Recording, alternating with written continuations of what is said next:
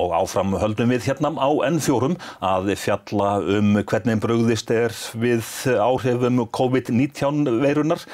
Karl Frímannsson, fræðslustjóri hjá Akureyrarbæ. Þú sérð fræðslumálin, viðbrögð bæjarins, til hvaða ráðstafana hafið þið gripið? Já, strax á föstudaginn þegar þessi tilmæli kom út, þá settumst við niður og ákvaðum að hitta alla skólastjórnendur á laugardag.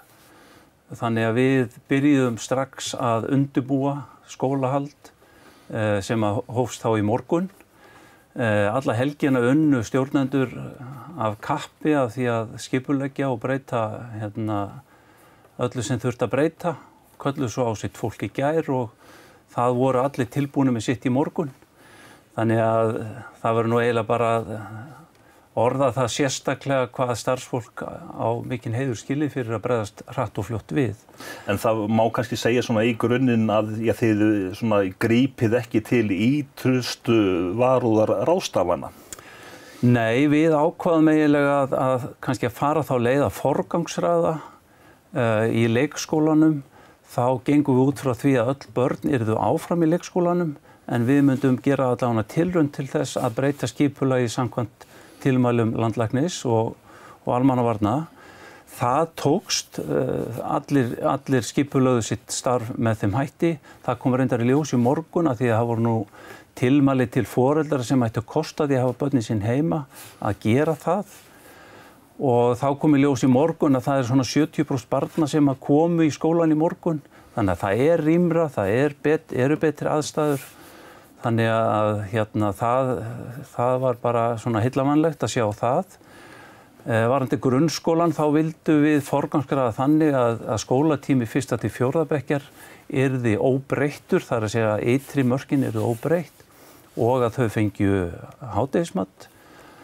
Í 5. til 7. bekk þá miðum við að þau yrðu svona fram yfir hádegið í skólanum. Og fyrir unglingastigið þá settum við þetta niður í 3 klukkutíma, hvort sem það í fyrir hádegi eða eftir hádegi. Það hefur allt gengið eftir, það svona örlítið misjafnt á milli skóla, hvernig útfærslan en allt skólastarf gengur ágætlega núna í morgunsárið og hefur gert. Og nú á aðeins eftir að reyna á nýtt fyrirkomulag í mötuneytum, en ég held að það sjái allir hvað þetta eru stórar aðgerðir. Við erum með 900 leikskólabörn, 2700 grunnskólabörn og ef við tökum nú allan hópi sem tengist þessum börnum þá þetta kannski hátt í 11.000 íbúar bæjarins af 19.000. En innra kerfið hjá ykkur upp á boðleiðir að koma skilaboðum til nemenda og forráðamanna, hvernig virkar þetta allt saman? Já, nú upplýsingatæknin heldur betur að sanna gildi sitt. Það mjög gaman að nefna að það voru starfsmannafundir í gær í öllum skólum. Í Giljaskóla var til dæmis fjarfundur með 72 starfsmönnum á Google Hangout. Það er að segja að þau hittust ekki í einum sal, heldur voru allir á fjarfundi. Við erum með til dæmis alla skólastjórarnir inn á Teams sem nú hugbúnað frá Microsoft og það virkar bara hnökralaust. Boðleiðirnar eru skýrar, það fullt af spurningum sem vakna sem þarf jafnvel að bregðast við núna, þá fá allir svörin og þannig að samstarfið mikið, við hjálpum hvert öðru, við lærum hvert öðru og sem betur fer þá getum við verið á þessum stað. Þannig að það eru allir að leggjast á eitt að þetta gangi eins eðlilega fyrir sig og nokkur kostur Já, líkt og ég orðaði hér í upphafi, ég afar stoltur af starfsfólki í Akureyrarbæjar í leik- og grunnskólum og tónlistarskólanum vegna þess að það taka bara allir höndum saman til að þetta geti gengið. Foreldrar eru mjög skilningsríkir og það í raun og veru bara samskipti við foreldrar þó að fólk geti nú verið óttaslegið bara vegna óöryggis að þá eins og samskipti og annað sem að og fyrirspurnir sem að koma inn, fólk tekur svörunum okkar og lætur sér það linda þó að það sé kannski ekki alltaf eftir óskum hvers og eins. En hvað með svona samskipti við nemendur og forráðamenn af erlendu belgibrotið? Já, það einn hluti af aðgerðunum að við þurfum að þýða sko allar tilkynningar sem að við setjum fyrst og fremst út á íslensku. Við þurfum að þýða allt á ensku og við þýðum líka á pólsku. Það voru hnökrar í þessu hérna helgina en nú sem sagt búið að koma því í réttan takt, þannig að þetta bara eitt af þeim verkefnum sem að við þurfum að sinna og vera í takti með.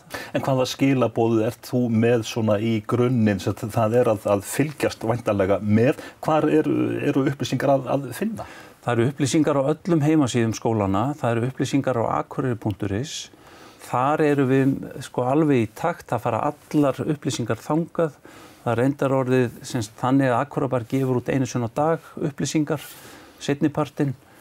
En upplýsingagjöfin hefur bara verið á fínum stað, þannig að hérna, við treystum bara á þessar leiðir. Og svo náttúrulega Facebook síður eru líka til staðar. En svona í grunninn, hvaða skilaboð ert þú með í að þá til nemenda þegar skólakerfið brotið svona upp? Já, sko á föstudaginn þá var það fyrsta sem við settum sko niður var við þurfum að huga að velferð barna. Það er kannski annar stóri þátturinn sem við gengum út frá. Hinn að við verðum að verja heilsu starfsfólks og huga velferð þess, því að það ekkert skólastarf án starfsfólks. Við förum í einu og öllu eftir tilmælum almannavarna og landlæknis og það bara eitt af því sem að við lærum, við hættum að hafa skoðanir, bara þetta eru tilmælin og þau ganga yfir alla. Þannig að krakkarnir og börnin og nemendur, ég var aðeins að hlera það í morgun, þau taka þessu af æðruleysi, það væntanlega hjá einhverjum ákveðin ótti og kvíði, en eins og staðan núna þá virðist bara samfélagið fylgja sér á bak við þetta verkefni.